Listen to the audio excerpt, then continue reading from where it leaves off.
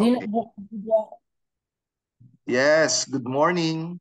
Now we are very morning. fortunate because we have before us today is a top faculty for the Grabe. Our Lady of Fatima University in the person of Ma'am Miss Tricia Gotinga. Yan. Hi, Now Dr. Scott. the date is April 2, Everyone. 2024. Ma'am Tricia, would you like to make your greetings? Batiin mo yung Hi, viewers natin, lilima lang yan. talaga. Oo.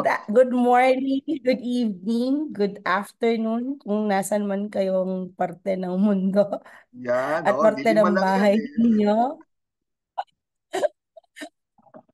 Okay, sige Ma'am Tricia, since we have Sana okay lang kayo. It's 42 degrees Celsius today. Is it? oh, April 2? naku The po, last time I checked. Mainit. sobrang init, Oo. no? Pag And heat stroke ka pala, although hindi natin topic, sige. it, Baka pwede yan 80% it's i-topic natin, fatal. sir. It's fatal. 80% it is fatal. Usually, yung mga naiinitan, heat exhaustion. Yan. So tayo, to prevent heat exhaustion, plenty of liquids. Pero you don't need to reach yung heat stroke. Kasi literally, delikado na yung buhay mo doon pag na-heat stroke. So, we wouldn't want that no on anybody else. Kahit na yung taong asar tayo, ma-heat stroke ka sana. Hindi. Heat exhaustion lang. Physical stress din yan, yung heat, Ah, no? And as we all know, that would impact our productivity. Di tayo nagiging optimal. Kaya, kailangan stay safe pa rin tayo. Tama ka dun, Doc. Tas drink water. And then, as much as possible, if you could stay in places na you feel comfortable and you feel safe at less yung heat, mas okay, di ba? Kung you don't need to go outside and stay in the sun. And when you stay outside, you make sure you wear your sunblock. O, beauty yeah. tips na yan. Naging ano na, Pero skincare for the routine. purpose of our discussion today, our topic is adulthood, no? Adulthood, Mm. middle age, old age, and eventually death. Pero sige, I don't think we'll be able to cover all of them. Pero sige lang, let's attempt to cover them, no? Now, technically speaking, adulthood is the period in the human lifespan where full physical and intellectual maturity have been attained. Typically begins around the age of 20 or 21 and is characterized by continued growth and personal development. Now, it's divided into two stages, no? Merong early adulthood, middle adulthood, and late adulthood. Pero sige, Ma'am Tricia, your take on adulthood. Ma'am Tricia. It's Ah, the time or stage in the life of the person wherein there are a lot of challenges. Um, as you mentioned, there are sub-stages of adulthood, and each sub-stages, there are common challenges. Like, for instance, financial responsibility. We could also tackle there are a lot of things like identity, no, exploring one's identity is very crucial, and finding purpose and meaning in life, no, can also be pertinent or pressing in this stage of development. So relationships, no? So napaka daming maari pag-usapan. We could deep dive to a lot of things, no, when we talk about the challenges. And also, no, when you talk about challenges, we could also talk about opportunities for this stage of development. So we could also talk about relationships, health and well-being, housing, and then also yung adaptability of the person when it comes to unexpected life challenges. So it's multifaceted, and as mentioned, no, in each substages, there are differences when it comes to experiences and then expectations when we go to this stage. sige. In addition, no, to put things in perspective, adulthood, yung early adulthood natin, from 20 to 40 years old, individuals establish their careers, relationship, and family. Yan, so 20 to 40, no?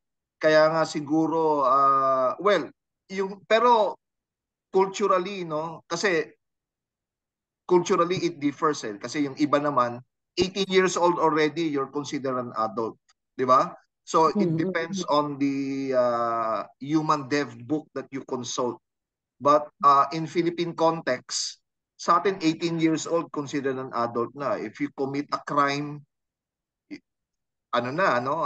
You would be tried as an adult, and if convicted, you'll do the time as an adult. Hindi ka makapagtago doon sa juvenile delinquency, di ba? Yung sa minor, di ba? So early adulthood yun. And then sige, siguro relationship, yeah, you touch on the topic of relationship.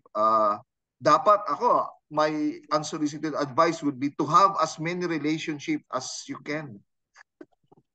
Kasi among those many relationship, then eventually you get to pick, no, which is the better partner for you for the rest of your life. Kasi if you don't have relationship to speak of, edi very limited yung choices mo, di ba?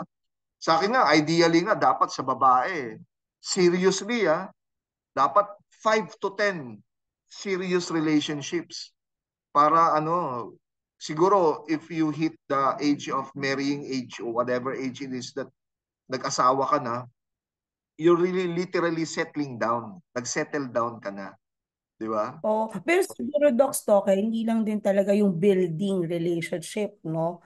Kasi it adds also texture, 'di ba, to our personal life, yung experience and but yung maintaining healthy relationship is also crucial. So the relationship is not just romantic relationship, but relationship that you build and maintain within Oo your nga pala, sorry friends. I was talking about Oo. romantic relationship. Ah, tapos na kasi yung February, Oh, pero naisip ko pa hindi. rin yung Pero kasi Valentine's adult Day. ka eh. Especially if you're Oo. single, no? As many as you can, di ba? Yung ano, sa lalaki, ang term yan is ano eh, yung sowing. Yung ano ka, sowing the seeds of love. Yeah, ako, I do appreciate the importance Uh, of mm. uh, having an experience when it comes to romantic relationship, no? Because uh, along the way in that journey, you're able also to be aware, no? Yung turning to the self, making self-aware of your strength, you're also building your character because that person, if you are in a relationship, that would also elicit, no, yung mga uh yung mga strengths and weaknesses mo that you might not be able to realize not until you met this person. And I think that's important to note, no, not just being in a relationship, no, but uh who are you and how will you become or how you've been changed because of this relationship. So, dapat yun yung tawag nga sa atin, we're always a work in progress. And that adds, no, to us on our life world, our experience with another person, our experience with the situations that we have and what we learn from it. And I think that's one of the important thing also is the realization that comes with it. Oo. And siguro, kaya nga ako siguro, if there's one thing that I'm against of, yung sa romantic relationship yung siya lang yung first boyfriend mo, and then the first serious relationship, and then you jump into the family life kaagad. Parang, di ba masyadong limited yung ano mo, yung ano na hindi mo man lang nasubukan na Umibig, umibig at diba? masawi. No? I mean, kasi yung pagiging sawi sa pag-ibig, kasama yun eh. 'Di ba? Kasama yun sa development mo eh. Like parang failure, no? I mean, kung puro ka success, you will never learn from failure kasi hindi ka nag-fail eh. Kaya nga sometimes, tayo talaga we're designed to fail eh. Kasi when you fail, you realize a lot of things, you learn a lot of things, and then you become a better person after that. 'Di ba? Parang ganon. So I think the true Yeah. also, very true in relationship, no? Kaya nga, as many relations as you can. Para pag nag-fail ka, then you learn. You learn, you learn, you learn. And then eventually, at the end of the line, this is the best person for me. Diba? This is the best person for me. Parang ganon. Mm. Well, And anyway, sige ma'am. Sige ma'am, go. I also I would like to respond to that, and to my opinion, no, I have nothing against, no, with people having committed themselves to one person. No, parang Hindi, ako sa for akin, them hindi siya that's healthy. it. I think it Oo. was true siguro in the 15th, 16th, 17th century. Pero now, 2024, parang ano talaga, dapat ano, yung as many as you can. Ikaw ba, Ma'am Tricia, speaking from experience, isa ka lang ba talaga? No, no. And maybe Hindi, it's kasi my ibabalik ko, ibubumirang ko sa akin ha. Kasi sa akin nga oo. eh, marami pa eh. After, of course, ano na, water, ano na, under the bridge na, no? Pero, yeah, ang mahirap kasi kung kailan ka nag-asawa, doon ka nagloko. Di ba? Mabuti pang you spread your wings before you get married, ideally. Of course, historically and statistically, lalo na ngayon ha, maraming may asawa na nag-asawa na that are tempted, and some do carry extramarital affairs. Kasi nga, nung umibig sila, seryoso ka agad, nagpakasal ka agad, and then they lay wondering, what if ganito, what if ganito, what, di ba doon nila lang susubukan kung kailang may asawa na wherein complicated na yung kwento. Anyway, kasama ngayon sa adulthood, di ba? Kasama, and you would be tempted talaga along the way, di ba? Kahit hindi mo hinahanap, it's there, di ba? Yung ano mo na lang siguro, yung orientation mo na lang siguro to give in to temptation or not, di ba? So, And it's also about life journey. So mm, wala talagang there's no one size that fits all. And uh what is yeah important is you realize what you take off from it. What's my takeaway on this? So yung iba naman they cannot plan, like they will wanted to stay in that relationship. Yung una, ito na yung pang lifelong commitment, but somehow uh it's not always be the case, 'di ba? Hindi yun yung nangyari, 'di ba? And will you get from it, from that experience?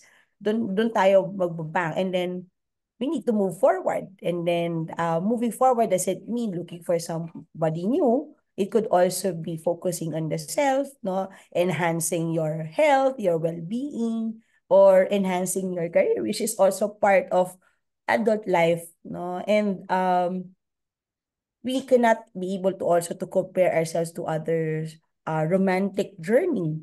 Ayan. And sabi nga natin, it's really how we look at our situation and be able to learn something from it.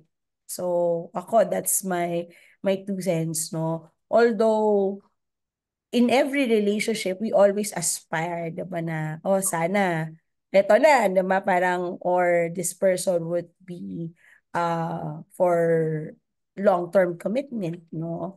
And however, it's not always be the case because ang daming extraneous variables, no, so to speak. so we explore eh. Pero baka hindi natin matapos tong adulthood. Ma'am So Tricia, let's let's not move pass on it. to the That's next very ano ah. interesting. Let's circle back on this, no. Tapusin lang natin to, no. The next Sure. stage is the middle adulthood. Approximately 40 to 65 years old, individuals often experience the height of their career and adjust to the life changes such as children leaving home. Kaya middle Mm. adulthood yan, no?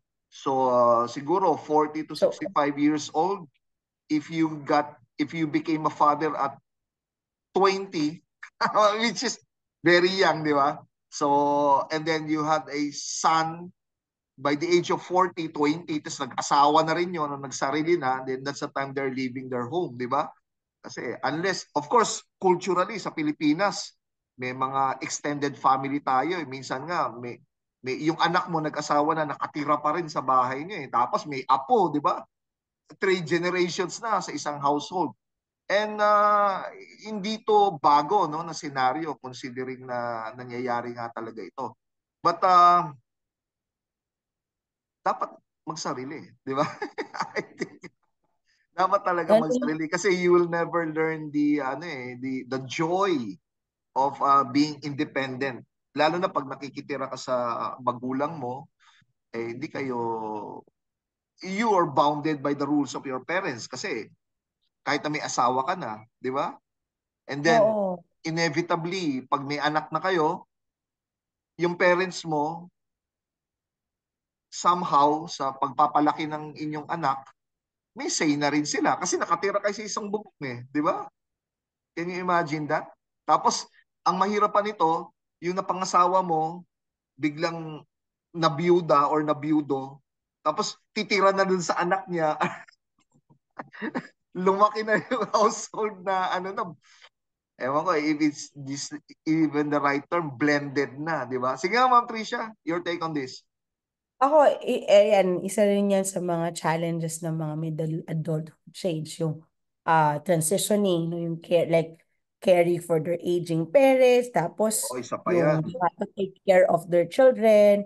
And do agree with you about settling, no? Pero sa atin kasi sa mga culturally sa Pilipinas, yung may economic repercussion din yung um, pagstay no pagstay sa ating mga magulang, um, yung iba because of practicality, pero yung iba naman if they could really afford to have their own um, home to stay, whether rent or purchase a house for them for their family, there could also be a lot of advantages because you're running the household by yourself, and then um the power, yung dynamics, no? We could also take a look, halimbawa,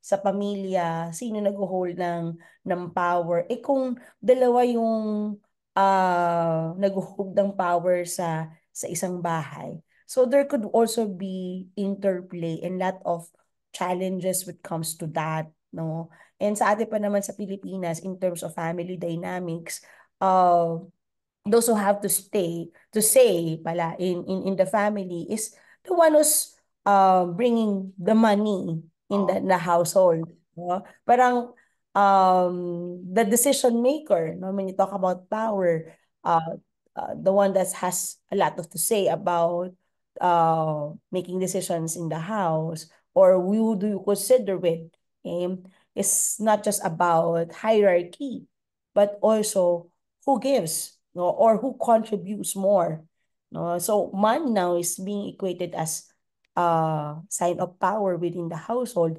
And what if the person is holding the power before because they have contributed a lot, no, but now eventually retired, no, tas iba na ngayon yung nagra-run ng household, no? So there's interplay that comes to that. But I agree with that, no, if there could be um an opportunity to set a different household, so that you could also be on your own and be able to fend for yourself and then establish your family without the uh other or the extended families. It could be better. Yeah. At saka ito true to life story to no, yung na pick up ko. Mag-asawa and then between the husband and wife, yung power dynamics, there's a battle for supremacy pa nga yan eh. Ano ba to? Hmm. Patriarchal ba to or matriarchal? So you're not even have settled that issue. Tapos bigla kang nakatira dun sa in-laws mo. 'Di ba? Siyempre, ang tapang ng asawa mo kasi nakatira ka sa in-laws mo eh, 'di ba? I mean, doon pa lang yung dynamics, hindi na fair, 'di ba? Hindi na fair 'yon, no? And of course, right or wrong, it always favors doon sa ano, yung may-ari ng bahay or kung sino yung kakampi doon Mm. sa bahay, no? Sadly, no? Yun talaga yung nangyayari. So ako, naalala ko yung kasama ko sa trabaho dati, nakatira siya doon sa in-laws niya, tapos lalaki yun ha, nakatira siya sa in-laws niya, hindi sila makapag-away ng maayos ng asawa niya, kasi nga, pag nag-away sila, party na ngayon yung ano yung side ng asawa niya na at nakikialam daw talaga. Oo. Alam daw Hindi talaga. siya neutral ground, Hindi no? nga, hindi Like, nga, yun oo. Pag nakialam, parang Pabor you're neutral agad battling the sa isa. entire household, di ba? Yes. Whereas if you have your own household, Yun, it's oo. a neutral ground for both of you, and then you play fair because yan that's a Oo. common for the husband and the wife, diba? Merong tama o mali di ba? May tama. Kasi pag hindi neutral, factor kasi yun Kanino bang bahay ito? Di ba? Kanino bang bahay ito? Di ba? Yun na nga lang, yung kwento niya, lasing siya. Pag uuwi siya ng lasing, hindi siya makauwi ng kaagad kasi may kita siya ng, di ba? Pero kung sarili niyong Yeah. bahay, well, something to that effect. Anyway, Ma'am Tricia, para Ay, matapos na natin, ganun pag-usapan niya yung spaces, no? Oo, isa How pa yan. spaces could be Even the privacy, empowering no? Yung privacy, bodies. Oo. privacy, So I think that could also be a good topic for your further next podcast. discussion. Pero para lang tapos natin late adulthood starts around 65 years and onwards. Individuals face retirement, significant lifestyle changes, and increased focus on health. Yan, late adulthood. So ito 65. Well, ito pasok to sa kultura ng Pilipinas kasi yung age of retirement natin dito 65 Pero truth be told, you cannot really stop working even at the age of 65. Kasi ilan lang naman talaga nakapag-retire sa atin, di ba? I mean, Yeah. kung ang buhay mo aabot ng 85 years old and then you retired at 65, how will you survive in the next 20 years, di ba? Ganun pa rin naman yung expenses mo di ba? In fact, baka lumaki pa, di ba? And then limited na yung earning capacity mo.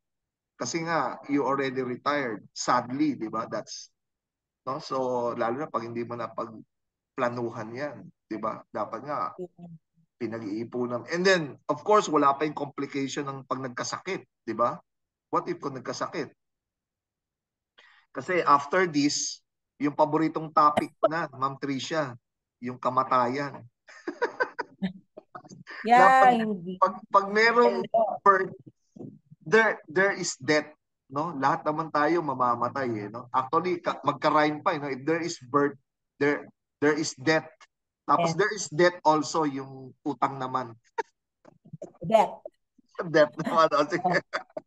So, kaya in late adulthood, issues Uh, like health, loss of independence, also yung transition, no, from having an active work life to a less active life, no, because now you're focusing more on other things like yung how would you spend your retirement, or some would also focus on finding purpose and meaning in life.